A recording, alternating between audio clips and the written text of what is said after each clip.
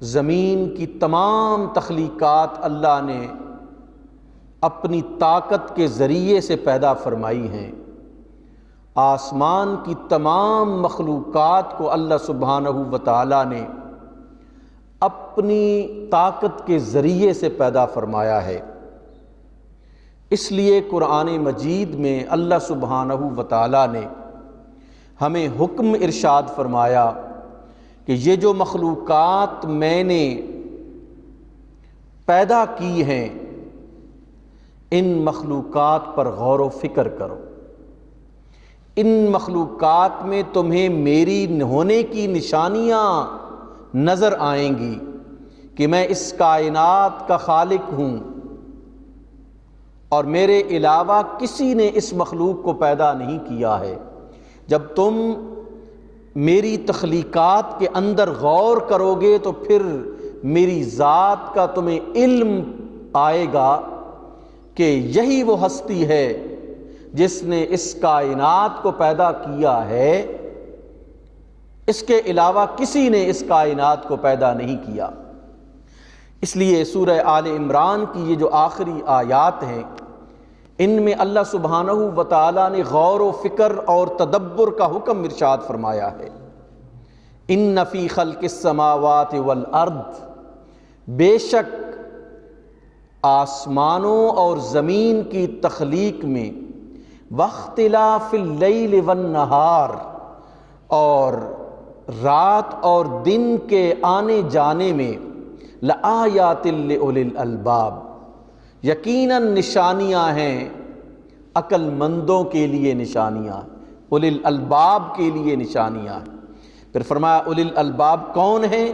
الذین یذکرون اللہ قیاما وقعودا وعلی جنوبہم، جو اللہ کا ذکر کرتے ہیں، کھڑے ہو کر اللہ کا ذکر کرتے ہیں، بیٹھ کر اللہ کا ذکر کرتے ہیں، اپنے پہلو کے بل لیٹ کر اللہ کا ذکر کرتے ہیں۔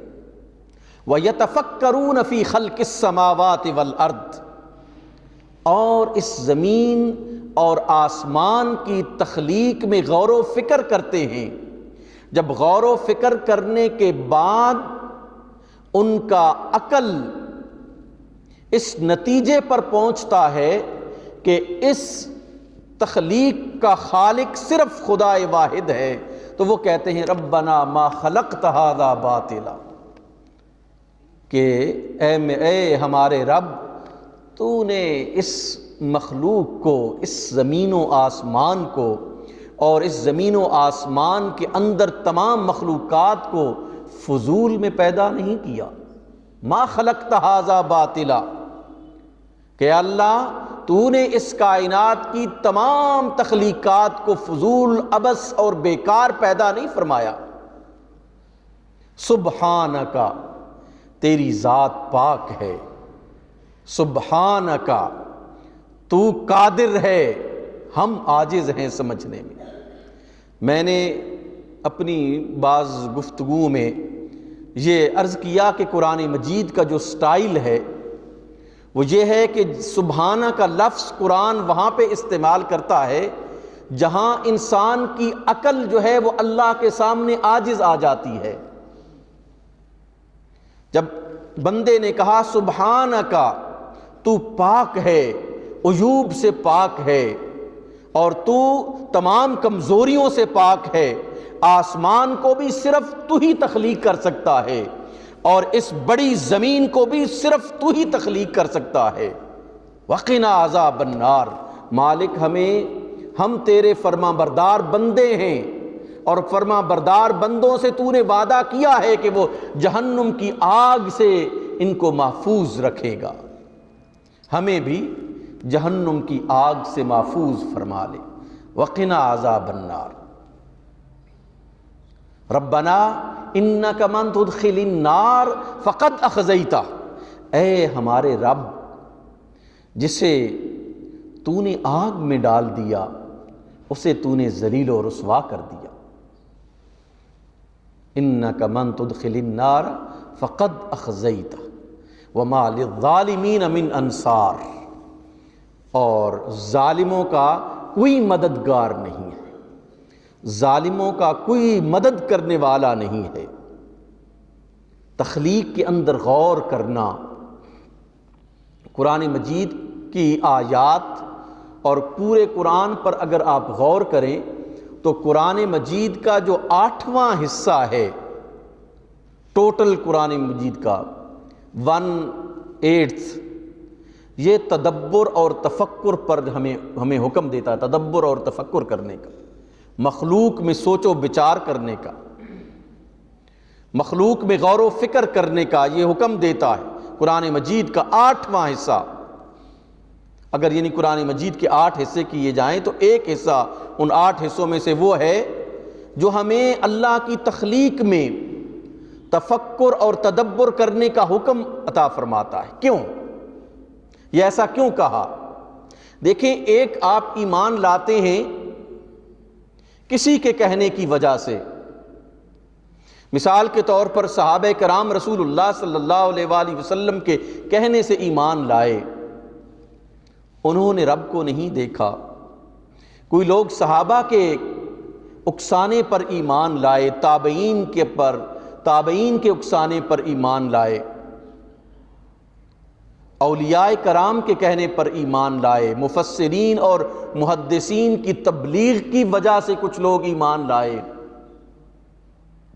انہوں نے رب کو نہیں دیکھا، لیکن ان برگزیدہ بندوں، ان سچے اور نیک بندوں کے کہنے پر یہ لوگ ایمان لائے کہ یہ چونکہ سچ بولنے والے ہیں، حق بولنے والے ہیں، درست اور صحیح بات کرنے والے ہیں، جھوٹ نہیں بولتے، اس وجہ سے یہ کہہ رہے ہیں کہ خدا ایک ہے تو ہم مان لیتے ہیں کہ خدا ایک ہے۔ یہ ہے انسان کا تھیوریٹیکل ایمان، یہ انسان کا بن دیکھے ایمان ہے کہ کسی کے کہنے پر ایمان وہ لاتا ہے۔ جب وہ انسان اللہ کی تخلیق میں غور کرتا ہے تو اس کی یہ تھیوری جو ہے وہ بدل کر تحقیق کی طرف چلی جاتی ہے کہ اتنا بڑا آسمان ہے، اس کا کوئی تخلیق کرنے والا ہے، کوئی انجینئر اتنی بڑی بلڈنگ کا چھت جو ہے وہ بغیر ستونوں کے کھڑا نہیں کر سکتا، اس کو دیواروں کی ضرورت ہے، اس کو ستون کی ضرورت ہے، اس کو مٹیریل کی ضرورت ہے، ایک معمولی سا کمرہ بنانے کے لیے بھی اس کو 4 دیواروں کی ضرورت ہے، اس کو مٹیریل کی ضرورت ہے۔ تو اللہ سبحانہ و تعالی نے اس آسمان کو بغیر ستونوں کے کھڑا کر دیا ہے، بغیر دیواروں کے کھڑا کر دیا ہے۔ آخر جب اس کائنات میں میں دیکھتا ہوں کہ مجھے کوئی ایسی ہستی نظر نہیں آتی جو کسی معمولی سی 5 فٹ کے چھت کو بھی بغیر ستون کے کھڑا کرے، تو پھر میں مانتا ہوں کہ وہ ذات ایسی ہے کوئی جس نے اس کائنات کو تخلیق کیا ہے، اور اس ذات جیسی اس پوری کائنات میں کوئی ذات نہیں ہے۔ یہ انسان کا ایکسپیرینس ہے۔ جب وہ دیکھتا ہے کہ زمین ہے اور اس زمین میں اللہ سبحانہ و تعالیٰ نے بڑے بڑے سمندر پیدا کر دیے ہیں، بڑے بڑے پہاڑ پیدا کر دیے ہیں، اور اس زمین کو اللہ سبحانہ و تعالیٰ نے ہمارے لیے نرم قرار دیا ہے۔ کیوں اللہ سبحانہ و تعالیٰ ہم سے کیوں سوال کر رہا ہے؟ الم نجعل الارض مہادا، کیا ہم نے زمین کو تمہارے لیے بچھونا نہیں بنا دیا؟